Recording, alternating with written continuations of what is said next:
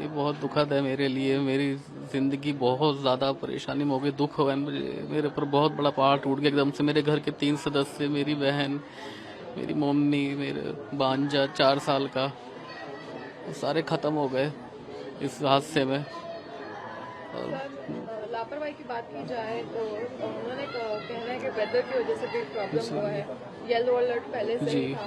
Cruise में भी क्या कुछ डैमेज का क्या कुछ अभी तक आपके पास रिपोर्ट्स आई है, क्या कुछ जानकारी सामने से आई है, कैसे बताया जा रहा है जी ये सब चीज़ें बता लापरवाही से ही हुई हैं, क्योंकि जब उसमें बता रहे थे कि लोग मना कर रहे थे कि आगे मत जाइए इस सब चीज़ों में, वो फिर भी उस चीज़ को आगे ले गए क्रूज़ को, और वो जाके वहाँ पे तूफान में फंसा। और काफ़ी पुराना क्रूज़ था वो, इस वजह से ये सारी घटनाएं हुई हैं। लापरवाही कहूँगा, और सिक्योरिटी इसमें भी लापरवाही कहूँगा, क्योंकि लाइफ जैकेट्स वहाँ नहीं दी गई टाइम से उनको।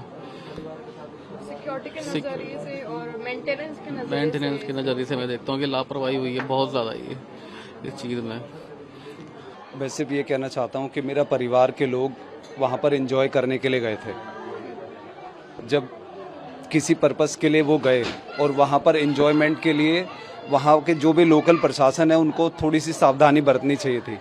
कल पूरा अलर्ट था 2-3 दिन पहले से कि मौसम ख़राब हो सकता है, फिर भी उस क्रूज़ को अलाउ क्यों किया गया कि वो वहाँ पर सब लोग गए। जब वहाँ पर गए तो इसीलिए ये इतना बड़ा हादसा हुआ।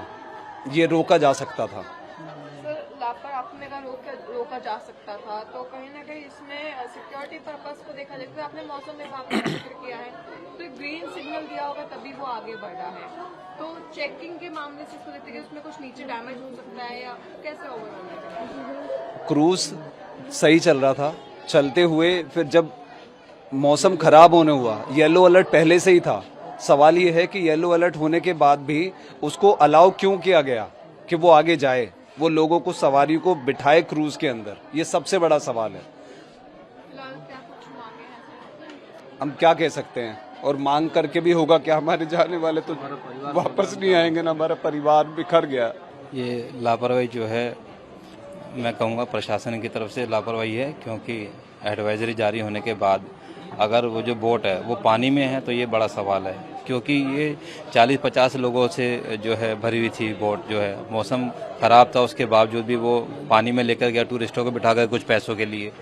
स्थानीय लोगों ने उसको रोका भी, बोला भी कि मौसम ख़राब है, साइड लगा दो। और जो बोट में हमारा परिवार शामिल था उसके अंदर बैठे हुए थे, उन्होंने भी बोला था कि भाई वापस ले लो, साइड लगा दो, लेकिन उसने सुना नहीं और वो आगे लेकर गया, जिसकी वजह से फिर मौसम ख़राब हुआ तो अचानक इतना ये बड़ा हादसा हो गया।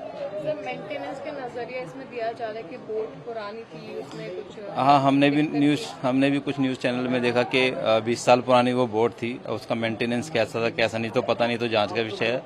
लेकिन ये जो हादसा ना, इसने हमें तोड़ दिया पूरा। हमारे परिवार के हमने 3 सदस्यों को खोया है।